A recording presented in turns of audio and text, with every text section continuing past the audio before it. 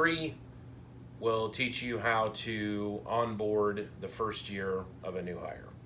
The first step is pre-boarding. Pre-boarding is prior to the employee's first day starting with the company. You'll want to do a few things like figure out their schedule, make sure that it fits within the guidelines of what you need for the staffing resource. You'll also want to figure out who will be that person's buddy or mentor. One of the ways that we look for mentors within my company is we look for someone who is work on time, hardly ever calls out, sets a good work ethic, also hits any company deliverables in a timely manner. So you'll want to take that opportunity to find who is the appropriate buddy or mentor for a new hire. What are some of the successful characteristics? Outgoing, once again, at work on time, hits deliverables on time. Those typically will make for the best buddies or mentor for a new hire. And then you'll also want to go to that person and make sure that they are okay with being used in that capacity.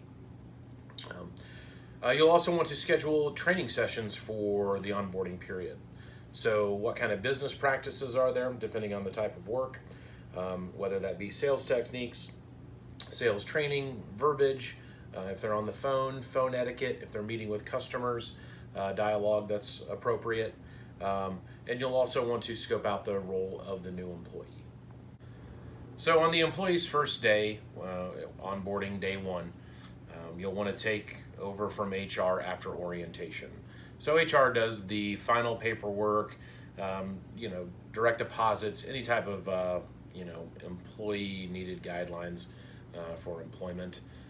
And then after that, you'll take over as the manager from HR. You'll want to introduce team members, the new hire buddy, as well as mentor. As I mentioned, we like to do that in one-on-one scenarios as well as group scenarios. You'll also inform the new hire about any type of probation period that there may be, what's expected of them, whether that be 60 days, 30 days, 90 days. With us, for example, it's 60 days. And during that probation period, certain markers must be hit in order for successful employment. And then after that, the employee receives paid time off, access to full medical, dental, and vision benefits, life insurance, things of that nature. And then you'll also want to ensure that they have everything that they need from the IT department, whether that be logging on, credentials, key fobs to enter the building or access the building or certain areas. Obviously, any type of laptop or desktop that they'll need, and then any supplies that they'll need as well. Compile a list of 3 tasks that a manager will want to do not only during pre-boarding, but as well as day 1 onboarding.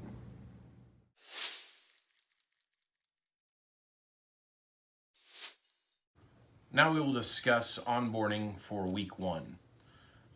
The first week is probably the most important week of the entire onboarding process because it gives you a chance daily to interact with your new hire, the mentor, to understand any direct needs that the new hire may have.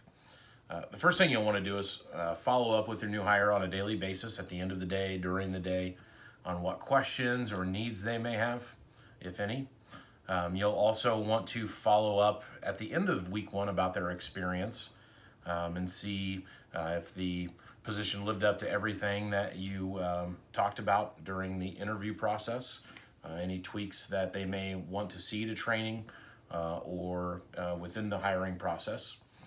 You'll also want to follow up with the new hire's mentor on a daily basis to get a feel of their thoughts, any lack of training or any supplemental training that the new hire may need. You'll also want to discuss any type of immediate training requirements that may happen during that first week. You'll also want to talk to the new hire and inform them about the customer base. This is a great time for them to learn with their mentor about your customer base, but you'll also want to give them a higher level view of the overall strategy of your company and their position. Create an onboarding schedule for yourself, IT, HR, and the mentor to follow for week 1.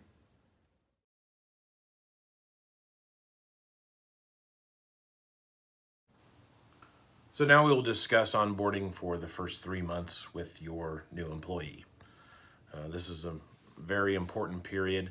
It allows you to assess the performance of your new hire.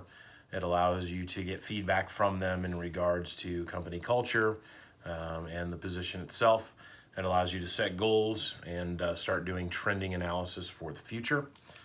During the first 3 months, you'll obviously want to assess the performance of your new hire, how they are doing in their position. Are they hitting the required goals that you have set forth for all new hires in that position? You'll also want to address any inquiries or questions on an immediate basis during the first 3 months that your new hire may have, whether that be questions about their role, sorting out any type of issues that they may have personally or professionally. You'll also want to complete immediate trainings.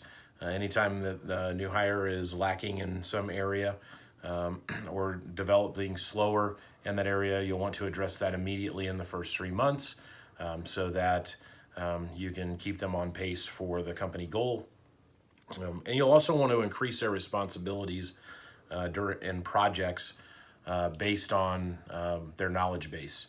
So as they continue to perform, and whether they're performing faster or much slower, you'll want to change the strategy in order to help them develop and hit the goals for the company in a timely manner. And finally, you'll want to follow up with them several times during the first 3 months on their experience. How has the company been? How are they assimilating to the culture? Any questions or comments or concerns that they have, you'll want to take note of that so that you can implement it in future onboarding as well. Now we will discuss onboarding for the first 6 months.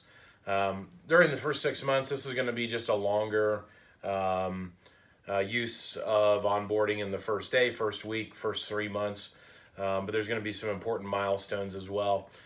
First, you'll want to review short-term and long-term goals with your new hire. Obviously, you'll want to do that on a weekly, then monthly, and then quarterly basis as they become more tenured. You'll identify any further training needs, if there are any at this point. You'll also want to compile a 6-month review. You'll want to sit down and have a very comprehensive review with your new hire about what the company expects of them at this point, where they are at this point in their performance, and that way you can address anything that you believe may need more attention to detail to, or also compliment and praise anything that they're doing extremely well. And finally, you'll want to ensure that their assimilation continues to be happening within the culture of the company. And finally, we will discuss the first year of onboarding with the new hire. At this point, they're no longer a new hire.